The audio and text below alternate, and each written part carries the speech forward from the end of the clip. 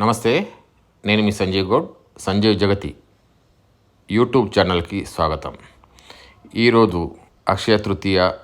ప్రత్యేకంగా నేను, మా శ్రీమతి శ్యామల, మా మిత్రులు నరేష్ కుమార్, కృష్ణకుమార్ దంపతులు అందరం కలిసి ప్రత్యేకంగా నిజామాబాద్ బోధన మధ్యన, నిజామాబాద్కు సుమారు 15-20 కిలోమీటర్ల దూరంలో ఉన్న జానకంపేటలో వెలిసిన శ్రీ లక్ష్మీ సమేత నరసింహస్వామి వారి టెంపుల్ని సందర్శించడం జరిగింది. ఈ టెంపుల్ చాలా ప్రాచీనమైనది, ప్రత్యేకమైనది, అద్భుతమైన లొకేషన్లో ఉంది. ఇది జైన నిర్మాణం అని చెప్పేసి మా మిత్రుడు చరిత్రకారుడు ప్రొఫెసర్ నరేష్ కుమార్ చెప్తున్నారు.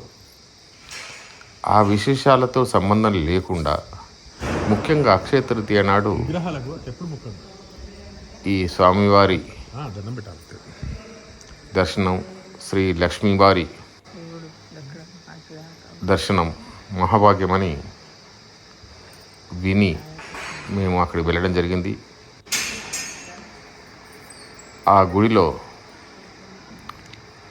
ముఖ్యంగా అమావాస్య నాడు చాలా విపరీతమైనటువంటి జనసందోహంతో, భక్తజన సందోహంతో ఉంటుందని విన్నాను.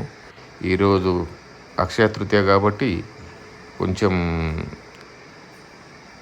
ఇక్కడ భక్తుల తాకిడి తక్కువగానే ఉంది. వచ్చిన వాళ్ళకి మాత్రం లక్ష్మీనరసింహస్వామి గర్భగుడిలో అర్చకులు చాలా ప్రశాంతంగా, ప్రత్యేకంగా దర్శనం చేయించి అర్చన కూడా చేసి మరీ దీవిస్తున్నారు. అది సంతోష కారణం. మేము అక్కడికి వెళ్ళిన సందర్భంలో కూడా ఈ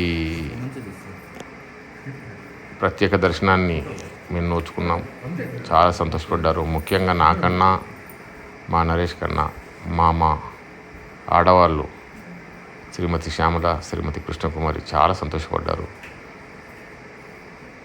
నరేష్ దంపతులు, వాళ్ళ కుటుంబ సభ్యులు, పిల్లలు, వాళ్ళందరి పేర్ల మీద అర్చన చేయించారు.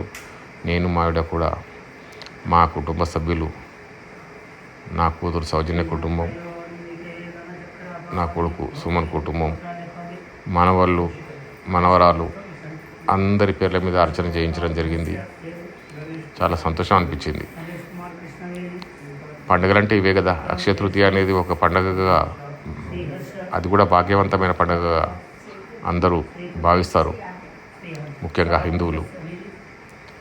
ఆ సంప్రదాయానికి అనుగుణంగానే మేము ఇక్కడ నరసింహస్వామి మా ఇలవేల్పు దర్శనం చేసుకున్నాము. అందులో లక్ష్మీదేవి వారు స్వామివారి సమక్షంలోనే ఇక్కడ వెలిసి ఉన్నందున మేము చాలా సంతోషపడ్డాం. చక్కటి దర్శనం జరిగింది. ప్రశాంతంగా గడిపాము. ఇక్కడ మరొక స్పెషాలిటీ ఏమిటంటే, ఈ దేవాలయ ప్రాంగణంలో ఒక కోనేరు ఉంది. చాలా విశేషమైన కోనేరు. ఆ కోనేరు ప్రత్యేకతలు మళ్ళీ చెప్తాను, కానీ ఇప్పుడు అర్చన జరుగుతుంది, అది చూద్దాం.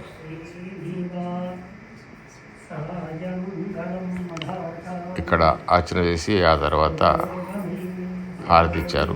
మేము భక్తి శ్రద్ధలతో పూజ చేసుకున్నాము.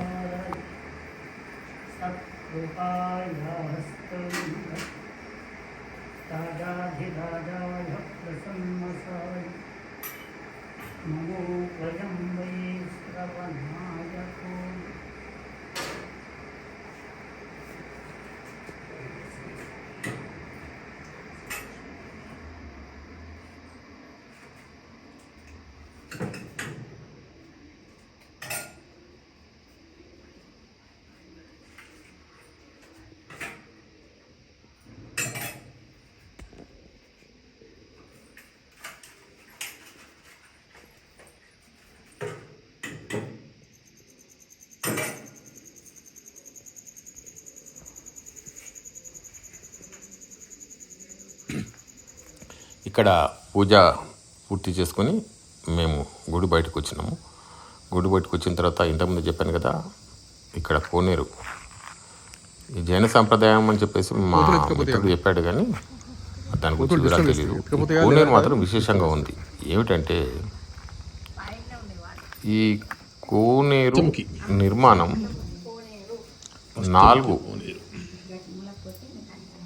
దిశల్లో మెట్లుంటాయి, 8 దిశల్లో కోణాలు, అంటే 8 మూలలు, అష్టమూల కోనేరు. నీరు భూతలానికి సరి సమానంగానే ఉంది. ఇక్కడ చాలామంది స్నానాలు కూడా చేస్తున్నారు. జనసందోహం ఈరోజు తక్కువ ఉంది కాబట్టి చాలా ప్రత్యేకంగా ఉన్నారు. కొంతమంది నీళ్ళు జల్లుకొని బయటకు వచ్చేసారు. దానికి సంబంధించిన విశేషాలు చూపిస్తున్నాను. చుట్టుపక్కల కూడా ప్రకృతి చాలా రమణీయంగా ఉంది, అద్భుతం. మేము ఆధ్యాత్మికత ఇక్కడ చాలా ప్రశాంతంగా ఉంది కాబట్టి మా మనసులకి తాకింది, సన్నిహితంగా ఉంది. అట్లాగే మా మిత్రుడు నరేష్ కుమార్కి క్యాంపింగ్, ఎక్కడన్నా క్యాంపింగ్ కారులో వెళ్ళి క్యాంపింగ్ చేయడం అనేది మాకు మొదటిచెల్లి ఉంది. ఈరోజు మేము కేవలం అక్షయ తృతీయాన్ని దృష్టిలో పెట్టుకుని వచ్చినాము కాబట్టి ఆ ఉద్దేశంతో లేదు. కానీ ఇక్కడ క్యాంపింగ్ చేసి ఈ అడవిలో చిన్న హిల్లాక్స్ ఉన్నాయి, గుట్టలు, మంచి మైదాన ప్రాంతం ఉంది, నీటి వసతి ఉంది, అన్నీ ఉన్నాయి. ఇక్కడ మా కారులో ఉన్నటువంటి టెంట్లు అవన్నీ తీసుకొచ్చి వేసుకొని ఇక్కడ వంట చేసుకొని 8 దిశల్లో ఒకరోజు గడపడం అనేది చాలా అద్భుతంగా ఉంటుందని ఆయన చెప్పాడు. అది మళ్ళీసారి మేము చేసుకున్నాము.